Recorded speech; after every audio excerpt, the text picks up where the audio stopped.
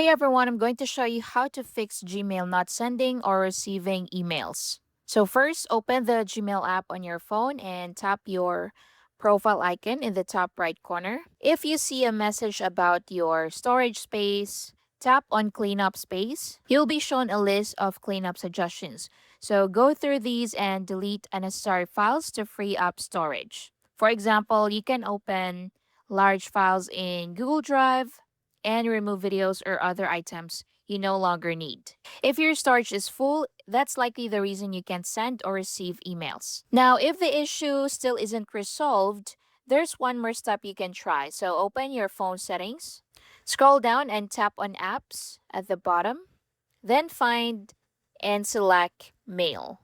Next, tap on mail account. If your Gmail account is already added, select it and then tap delete account and confirm by choosing delete from my iPhone.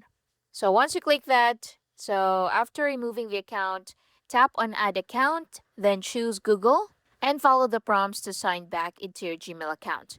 So once you've re-added your account, return to your home screen and open the Mail app. So open the Mail app, then tap the arrow in the top left corner to view your account, then select your Gmail inbox. And that's basically it. That should fix the problem.